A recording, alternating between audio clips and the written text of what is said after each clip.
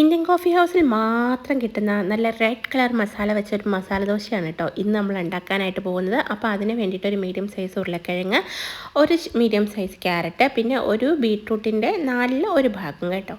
അത്രയും നന്നായിട്ട് ക്യൂബ്സായിട്ട് കട്ട് ചെയ്ത് ആവശ്യത്തിന് വെള്ളം, അതായത് ഒരു ഗ്ലാസ് വെള്ളവും അതിന് നികന്ന് നിൽക്കാൻ പാകത്തിന് വെള്ളവും ലേശം ഉപ്പും കുറച്ച് മഞ്ഞൾപ്പൊടിയും ചേർത്ത് നന്നായിട്ട് മിക്സ് ചെയ്തിട്ട് നമുക്ക് കുക്കറിൽ ഒരു 4 തൊട്ട് 5 വിസിൽ വരെ കൊടുക്കാം. നന്നായിട്ട് വെന്ത് ഉടഞ്ഞ് വരണം കേട്ടോ. അപ്പോൾ ഇത് 5 വിസിൽ പോയിട്ടുണ്ട്. അപ്പം നമ്മൾ ഇതാ കുക്കർ ഓഫാക്കി ഗ്യാസൊക്കെ പോയതിന് ശേഷം അത് ഓപ്പൺ ചെയ്തു. ഇനി ഇതിനകത്ത് വെള്ളം കൂടുതലുണ്ടെന്നുണ്ടെങ്കിൽ അത് കുറച്ച് നമ്മൾ ഊറ്റി മാറ്റിയതിന് ശേഷം നന്നായിട്ട് ഉടച്ചെടുക്കണം കേട്ടോ. നന്നായിട്ട് മാഷ് ചെയ്തെടുക്കണം. അതിനുശേഷം ഒരു പാൻ വെച്ച് അതിനകത്തേക്ക് ഞാൻ കോക്കനട്ട് ഓയിലാണ് യൂസ് ചെയ്യുക. നിങ്ങൾക്ക് സൺഫ്ലവർ ഓയിൽ വേണമെങ്കിൽ അത് യൂസ് ചെയ്യാം, നെയ്യ് വേണമെങ്കിൽ അത് യൂസ് ചെയ്യാം കേട്ടോ. എണ്ണ ചൂടായി വരുമ്പോഴത്തേക്ക് നമുക്ക് കടുകിട്ട് ഒന്ന് പൊട്ടിച്ച് കൊടുക്കാം. കടുകിട്ടില്ലെങ്കിലും കുഴപ്പമൊന്നുമില്ല. പിന്നെ കുറച്ച് നമ്മുടെ ഉഴുന്ന് പരിപ്പുണ്ടല്ലോ അതും ഇട്ട് കൊടുക്കുന്നുണ്ട്. അത് രണ്ടും ഒന്ന് പൊട്ടി വന്നതിന് ശേഷം കറിവേപ്പില ഇട്ട് കൊടുക്കുന്നുണ്ട്. പിന്നെ നമ്മൾ ഇട്ട് കൊടുക്കുന്നത് ഒരു ചെറിയ കഷ്ണം ഇഞ്ചി നല്ല നൈസായിട്ട് കൊത്തി അരിഞ്ഞതാണ് കേട്ടോ. ചെറുതായിട്ട് അരിഞ്ഞെടുക്കണം. ഇതെല്ലാം ഒന്ന് മൂത്ത് വരുമ്പോഴത്തേക്കും അതിനകത്തേക്ക് ഒരു മീഡിയം സൈസ് സവോള നമ്മൾ ചേർത്ത് കൊടുക്കുന്നുണ്ട് കേട്ടോ. ഈ സവോളയും ഒത്തിരി മൂത്ത് നല്ല വാടി വരേണ്ട ആവശ്യമൊന്നുമില്ല. ജസ്റ്റ് അതിൻ്റെ പച്ചപ്പൊന്ന് മാറി വന്നാൽ മതി. പിന്നെ എരിവിന് ആവശ്യത്തിനുള്ള പച്ചമുളക് ഞാനിവിടെ ഒരു 2 പച്ചമുളക് എടുക്കുന്നുണ്ട്. കാരണം വലിയ എരിവില്ലാത്ത പച്ചമുളകാണ് കേട്ടോ. ഇതെല്ലാം ഒന്ന് ചെറുതായിട്ട് മൂത്ത് വന്ന് കഴിഞ്ഞപ്പോഴത്തേക്കും അതിനകത്തേക്ക് കാശ്മീരി മുളക് പൊടിയാണ് ഒരു 1.5 ടീസ്പൂൺ ചേർത്ത് കൊടുക്കുന്നുണ്ട്. ഒരു ലേശം ഒരു പിഞ്ചോളം മഞ്ഞൾപ്പൊടി ചേർത്ത് കൊടുക്കുന്നുണ്ട്.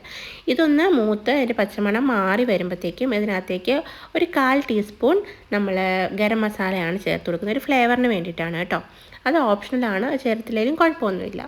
പിന്നെ നമ്മൾ ചേർത്ത് കൊടുക്കാനായിട്ട് പോകും നമ്മൾ മാഷ് ചെയ്ത് വെച്ചിട്ടുള്ള ആ ഒരു വെജിറ്റബിൾസ് ഉണ്ടല്ലോ, വേവിച്ച് വെച്ചിട്ടുള്ള വെജിറ്റബിൾസ് അതൊന്ന് ചേർത്ത് നന്നായിട്ട് ഇളക്കി കൊടുക്കുക. ഈ ഒരു സ്റ്റേജിൽ ഉപ്പൊക്കെ നോക്കണം കേട്ടോ. ഉപ്പ് കുറവാണെങ്കിൽ അത് ചേർത്ത് കൊടുക്കണം. അതുപോലെ മല്ലിയില ചേർത്ത് കൊടുക്കുന്നുണ്ട്. നല്ല നൈസായിട്ട് അരിഞ്ഞിട്ടുള്ള മല്ലിയില. ഇതും ഓപ്ഷണലാണ്. എല്ലാവർക്കും മല്ലിയില ടേസ്റ്റ് അത്ര ഇഷ്ടപ്പെടത്തില്ല. അപ്പം ഇഷ്ടമില്ലാത്തവർ അത് ചേർക്കണ്ട കേട്ടോ. പിന്നെ ഇത് ഞാൻ തലേദിവസം തന്നെ അരച്ച് വെച്ചിട്ടുള്ള മാവാണ്. നമ്മൾ മസാല ദോശ ഉണ്ടാക്കാൻ വേണ്ടിയിട്ടാകുമ്പം ഒരുപാട് ലൂസായും ഒരുപാട് തിക്കായും പോവരുത് കേട്ടോ മാവ്.